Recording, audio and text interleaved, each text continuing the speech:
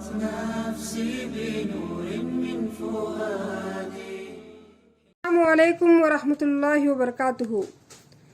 निस्वानी ताकत जिसने बुलडोज़र पर काबू पा लिया।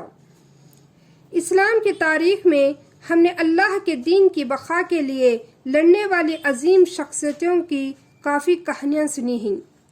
इस दुनिया में एक हकीकी मुसलमान की हैसियत से अपने फ़राइज़ को अदा करते हुए अपनी ज़िंदगी मुकम्मल करना इतना आसान नहीं है। हमने तारीख के औराख में दाखिल बाहिम्मत बहादुर ताकतवर बहुत सौ को पढ़ा, समझा और अपने दिलों में बसा लिया है। आज हमें एक ऐसी सूरत हाल का सामना है कि उनकी दिखाई हुई राह पर चलना नागुज़र हो गया है। दुश्मन इस्लाम नामी अजीम उम्मीद को जड़ से उखाड़ फेंकना चाहते हैं, लेकिन अल्लाह अपने दीन की हिफाजत के लिए एक मजबूत मुहाफिज फौज ज़रूर तैयार करेगा। आज भारत के मुसलमानों के साथ हुक्मरानों का रवैया बिल्कुल भी मनसिफाना नहीं है। यहाँ तक कि मुसलमान का नाम भी इन्हीं हमला करने पर उकसाने के लिए बेचैन कर देता है। वो नाइंसाफ़ी के खिलाफ आवाज़ उठाने वालों को खामोश करने की भरपूर कोशिश कर रहे हैं। उत्तर प्रदेश में इंसाफ के लिए सड़कों पर निकलने पर आफरीन फातिमा नामी जवान लड़की पर तशद्दुद के बारे में हम न्यूज़ मीडिया में पढ़कर जान गए हैं। फातिमा आफरीन CAA NRC के खिलाफ जद्दोजहद में सरगर्म रही तालिब इल्म रज़ाकारा हैं। उन्होंने हिजाब केस समेत इस तरह के दीगर मसाइल पर भी जद्दोजहद की क़ियादत की थी। उनके वालिद जावेद मोहम्मद एक बेहतरीन समाजी कारकुन हैं। उनका ख़ानदान इंतहाई वहशियाना तशद्दुद का शिकार बना। एक रात में हुकूमत ने उनकी सारी जिंदगी तबाह कर दी।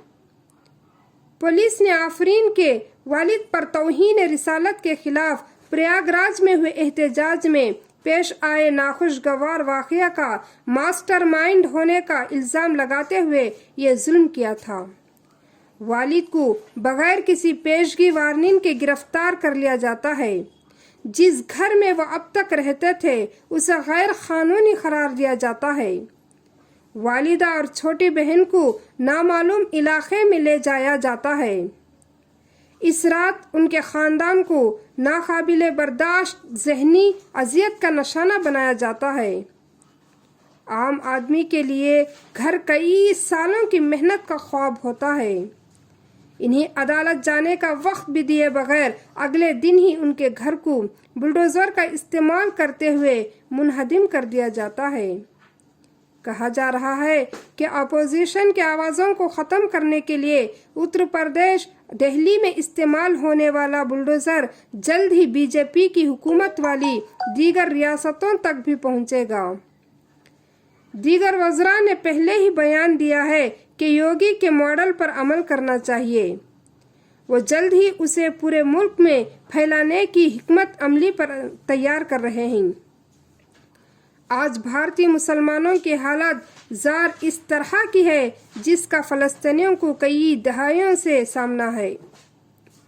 भारत की फस्ताई हुकूमत मुसलमानों को ख़त्म करने के लिए नाइंसाफ़ी की बुनियाद पर क़ाइम मुल्क इसराइल के ही मुख्तलिफ तरीक़े इस्तेमाल कर रही है।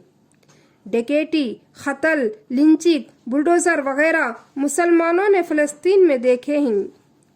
फ़लस्तीनी नज़ात डॉक्टर गाता कर्मी की सवाए उमरी फातिमा की तलाश में नामी किताब में लिखे गए दिल दहला देने वाले वाक़यात को पढ़ते हुए भारत में मुसलमानों के मुस्तक़बिल की एक झलक नज़र आने का एहसास होता है।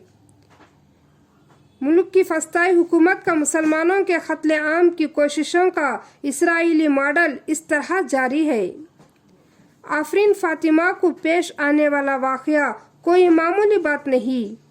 भारत में बहुत से मुसलमान ख़ानदान इस किस्म के तशद्दुद और नाइंसाफ़ी का शिकार हो चुके हैं।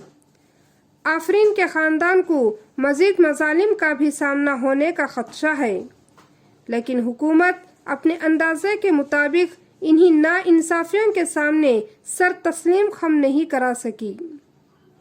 پختہ ایمان سے حاصل ہونے والی ہمت انہیں انصاف کے لیے لڑنے کی ترغیب دیتی ہے۔ انہوں نے ایک انٹرویو میں کہا کہ اس مشکل دن خاندان کے لوگ حسبنا اللہ و نعم الوکیل پڑھتے رہے۔ اللہ تعالیٰ نے دین کے مجاہدین کے لیے ایک اعلیٰ جنت تیار کر رکھی ہے۔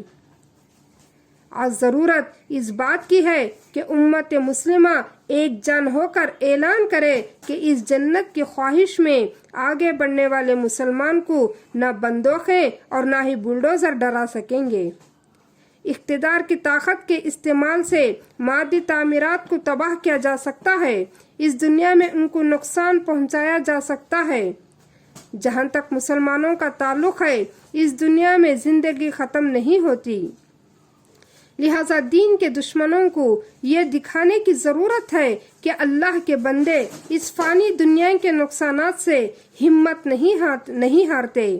یہ ہر مسلمان کا فرض ہے۔ الدموع سبيل مريح تنهدى